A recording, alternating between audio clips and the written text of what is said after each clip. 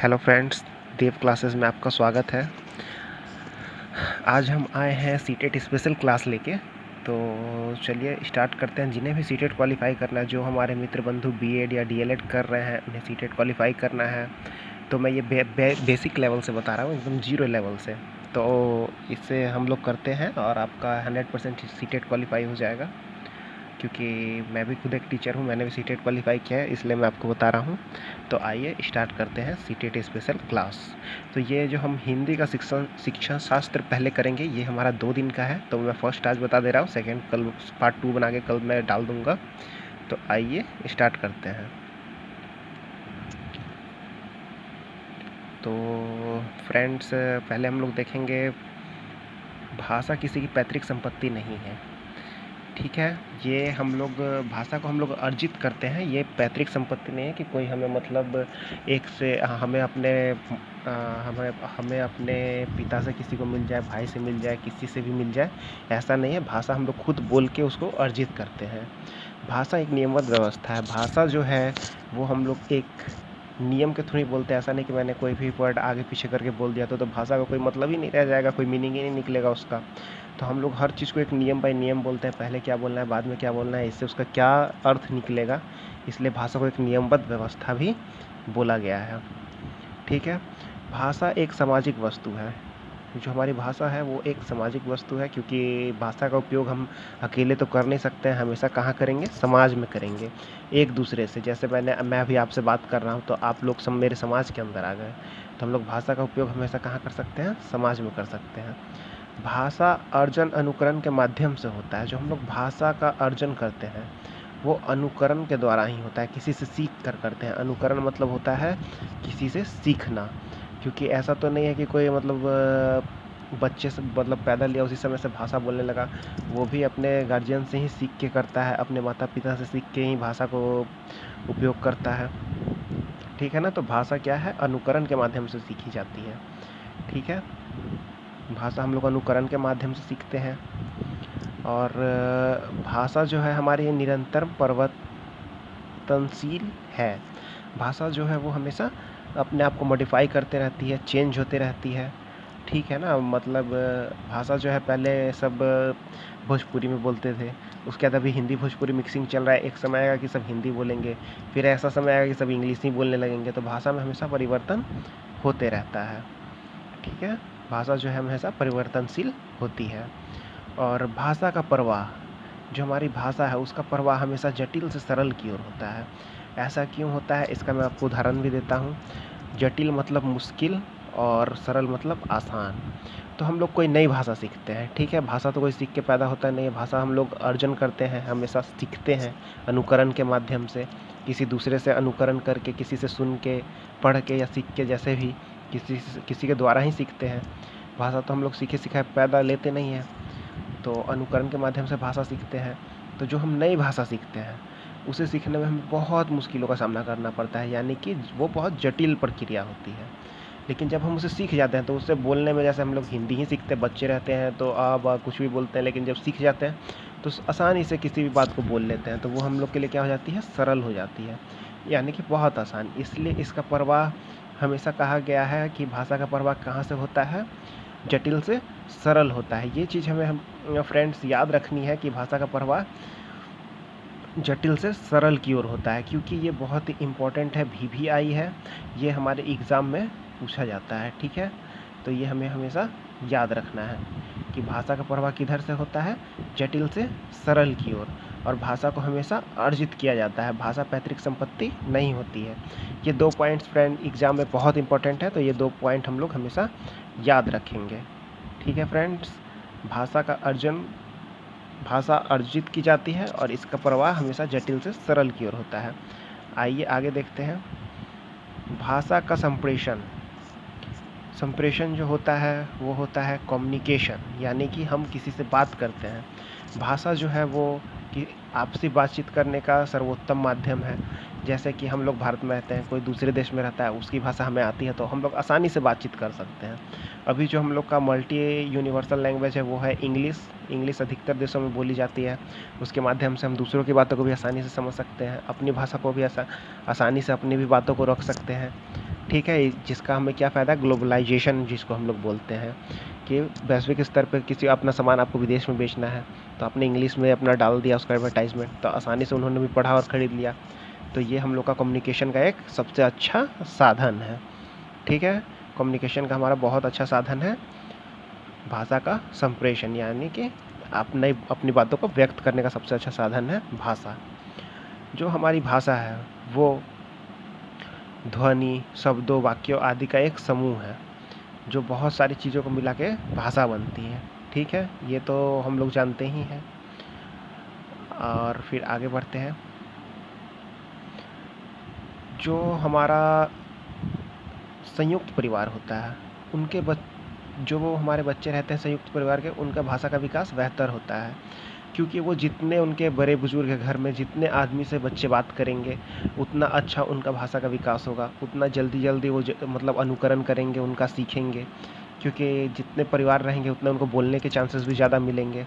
तो वो बोल के सुनने के चांसेस भी ज़्यादा हैं, बोलने के चांसेस भी ज़्यादा हैं। तो सुन के बोल के उनका भाषा का विकास बेहतर होगा, इसलिए संयुक्त परिवार को भी हर जगह मान्यता दी जाती है। ठीक है फ्रेंड्स, तो ये बहुत ही इम्पोर्टेंट है कि बच्चों को संयुक्त परिवार में बच्चों के भाषा का विकास बेहतर होता है। भाषा को सीखने के लिए समृद्ध भाषाई वातावरण होना चाहिए। यहाँ पे समृद्ध भाषाई वातावरण का अर्थ हो गया कि आप जैसे जो भाषा आप सीखना चाहते हैं, आपके घर में हर कोई वही भाषा बोले, आप जहाँ जाए वही भाषा मतलब बोलने और सुनने का अवसर प्राप्त हो, उससे समृद्ध भाषाई वातावरण बोलते हैं, जो कि बोलने और सुनने से उस भाषा पे हमारी कमांड हो जाती है, हम लोग और अच्छे से बोल पाते हैं, समझ पाते हैं। कोई बोलेगा उसका सुनेंगे कि ये ऐसे बोल रहा है तो समझेंगे, और फिर हम भी बोलेंगे तो ऐसे करके वो हमसे सुनेगा। तो बोलने से और सुनने से उस भाषा को हम लोग बेहतर तरीके से समझ सकते हैं और उस पर अपनी पकड़ को बेहतर तरीके से मजबूत कर सकते हैं। इसलिए भाषा सीखने के लिए समृद्ध वातावरण होना बहुत ही आवश्यक है। और जो हम लोग जो चाइल्ड साइकोलॉजी अभी पढ़ रहे हैं, ये मेनली हम लोग का केंद्रित है बच्चों पे।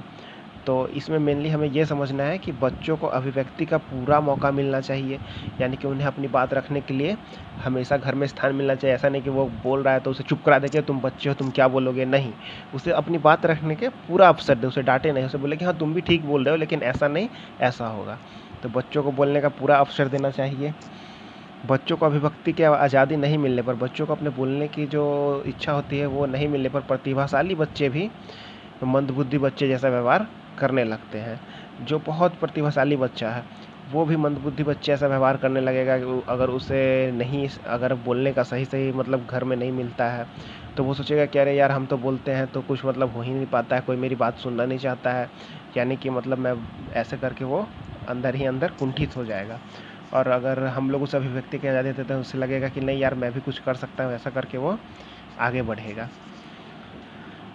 और इसमें हमारा जो सबसे इम्पॉर्टेंट है ये VVI है। ठीक है, तो इससे आप लोग ध्यान से सुनिएगा, बहुत इम्पॉर्टेंट है ये हमारा एग्ज़ाम व्यू से, ये एग्ज़ाम व्यू से हमारा बहुत इम्पॉर्टेंट है। ठीक है, तो इसमें क्या ये करना है पहले मैं बता देता हूँ आपको इसे क्या बोलते हैं।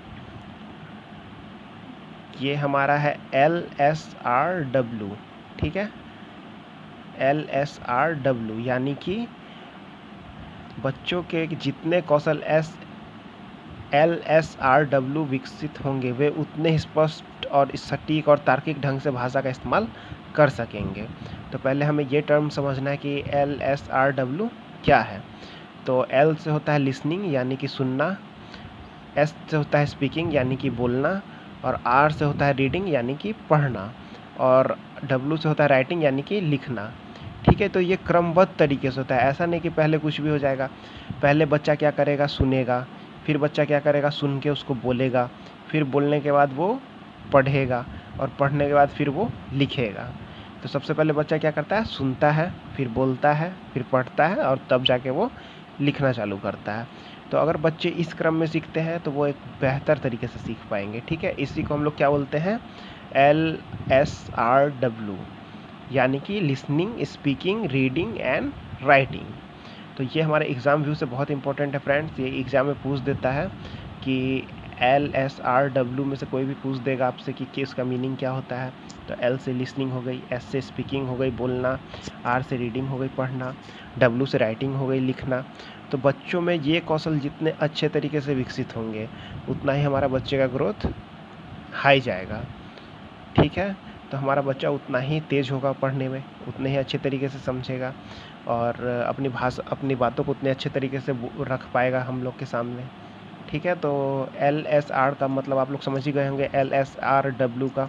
और ये हमेशा क्रम से होंगे, पहले लिसनिंग ही होगा, फिर स्पीकिंग होगा, फिर रीडिंग होगा, फिर राइटिंग होगा। तो ये एग्ज़ाम व्यू से आप लोग एकदम हमेशा याद रखेंगे। अब आगे चलते हैं। सुनना एवं पढ़ना गुणात्मक कौशल है। ठीक है, ये याद रखिएगा आप लोग, सुनना एवं पढ़ना गुणात्मक कौशल है। ऐसा कौशल जिसे ग्रहण किया जाता है। ठीक है, ग्रहणात्मक कौशल मतलब क्या हुआ, जिसे हम लोग ग्रहण करते हैं, दूसरे से सीखते हैं। सीखने से हम लोग उसे क्या करेंगे, ग्रहण करेंगे। जैसे हम लोगों ने पानी पिया तो पानी को हमने ग्रहण किया, उसी तरह भाषा हमने सुनी, सुनने के बाद उसे हम लोग सीख गए, उसे हम लोगों ने अपने अंदर ग्रहण कर लिया। अब आगे देखते हैं, लिखना एवं बोलना। लिखना एवं बोलना अभिव्यक्ति कौशल हो गया।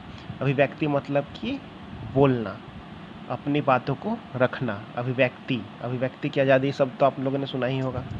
ये एक ऐसा कौशल है जिसमें अभिव्यक्त किया जाता है, अपनी बातों को रखा जाता है। लिखने के द्वारा भी हम लोग अपनी बात रख सकते हैं या फिर किसी से बोल के भी रख सकते हैं। तो दोनों कौन से कौशल में आएगा, दोनों अभिव्यक्ति कौशल में आएगा। ठीक है फ्रेंड्स, क्योंकि लिखना एवं बोलना समझ गए, अभिव्यक्ति कौशल, सुनना एवं पढ़ना हो गया ज्ञानात्मक कौशल, मतलब किसी से सुन के या फिर कहीं पे पढ़ के हम लोग को अपने अंदर उस चीज़ को लाने की कोशिश की, तो वो हो गया ग्रहणात्मक कौशल, ग्रहण किया हमने। अब आइए लास्ट चलते हैं, ये हमारा लास्ट है, भाषा शिक्षण का उद्देश्य। ये हमारा फ्रेंड्स लास्ट हो गया। भाषा शिक्षण का उद्देश्य भाषा की समझ और भाषा की अभिव्यक्ति करना होता है। यानी कि जो हमारा भाषा है उसमें मेनली हमें क्या समझना है, भाषा शिक्षण का उद्देश्य है भाषा की समझ, भाषा के बारे में हमें समझना है। जो चीज़ हम पढ़ाने जा रहे हैं, हिंदी हो, इंग्लिश हो, संस्कृत हो, उर्दू हो, जो भी भाषा हम पढ़ाने जा रहे हैं उसकी समझ हमें होनी बहुत ज़रूरी है। और उसके अभिव्यक्ति का विकास करना होता है बच्चों के अंदर। जो भी भाषा हम लोग पढ़ाएंगे उसकी समझ होनी चाहिए और उसके अभिव्यक्ति का विकास, मतलब हम लोग कैसे बोलेंगे, बच्चों से कैसे बुलवाएंगे, इस चीज़ को समझने के ही क्या कहते हैं, भाषा शिक्षण का उद्देश्य यही है हम लोग का। ठीक है, कि हम लोग बच्चों को कैसे बुलवा सकते हैं, खुद कैसे बोलेंगे जो बच्चे समझें। इसी प्रकार हम लोग भाषा शिक्षण का ये फर्स्ट जो हम लोग का अध्याय है ये समाप्त हुआ और कल मैं इसे फिनिश कर दूंगा। ठीक है, नेक्स्ट पार्ट जो हमारा होगा वो होगा भाषा के तत्व एवं भाषा का विकास। तो भाषा के तत्व में जो है वो हम लोग पढ़ेंगे और उसके बाद भाषा का विकास जो है उसके बारे में किस मनोवैज्ञानिक ने क्या बोला, जो एग्ज़ाम व्यू से बहुत इम्पोर्टेंट है। ठीक है, तो एग्ज़ाम व्यू से जो हमारा बहुत इम्पोर्टेंट है वो पढ़ेंगे कि चमस्की ने क्या बोला, किस मनोवैज्ञानिक ने क्या बोला, उनका इंट्रोडक्शन मैं आपको एक अलग वीडियो बना के करा दूंगा जो हमारे एग्ज़ाम व्यू से बहुत इम्पोर्टेंट है। तो भाषा के लिए अभी हम लोग फ़िलहाल एक ये जो मैंने अभी पढ़ाया ये हम लोग पूरा समझ गए हैं, LSRW भी समझ गए। ठीक है, तो ये हमारा बहुत इम्पोर्टेंट है। तो चलिए एक बार क्विक रिवीजन कर लें।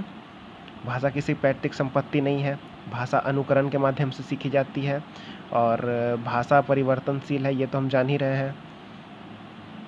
और सबसे इम्पोर्टेंट, भाषा का प्रवाह जटिल से सरल की ओर होता है। हमेशा याद रखेंगे, कोई भाषा सीखते तो मुश्किल लगती है, सीखने के बाद वो भाषा हमें आसान लगती है। भाषा जो है वो बातचीत का सबसे सर्वोत्तम माध्यम है और भाषा ध्वनि, शब्दों, वाक्यों आदि को मिला के बना है, उसका समूह भी बोल सकते हैं उसे। संयुक्त परिवार में बच्चों का भाषा का विकास सबसे बेहतर होता है, ये भी पता है। चलिए इंपॉर्टेंट पॉइंट पे आते हैं, LSRW। ये हमेशा क्रम में ही होता है, listening, speaking, reading and writing. तो ये इसका क्रम पूछ देता है एग्जाम में, तो इसे एकदम याद कर लेना, एकदम रट जाइए इसको। ठीक है, सुनना, बोलना, पढ़ना, लिखना। बच्चा क्या करेगा, सबसे पहले सुनेगा, फिर उस चीज़ को बोलेगा, तब उसको पढ़ेगा और तब उसको लिखेगा। ठीक है, तो LSRW ये हमेशा एक क्रम में ही होते हैं, तो ये चीज़ याद कर लेंगे। सुनना एवं पढ़ना ग्रहणात्मक कौशल है, यानी कि उसको हम ग्रहण कर सकते हैं। लिखना एवं बोलना अभिव्यक्ति कौशल है, यानी कि हम लिख के भी मतलब अपनी जो मन की बात है वो रख सकते हैं, बोल के भी रख सकते हैं। ठीक है, तो भाषा शिक्षण का उद्देश्य हम समझ गए, भाषा की समझ और अपनी अभिव्यक्ति या फिर बच्चों को जो अभिव्यक्ति करानी है वो। तो चलिए आज का सेशन यहीं एंड करते हैं, और इसका जो नेक्स्ट पार्ट है वो भाषा के तत्व एवं भाषा का विकास, वो मैं जल्द ही लेके आऊँगा। तब तक के लिए चलता हूँ। लाइक एंड सब्सक्राइब कर दीजिएगा। धन्यवाद।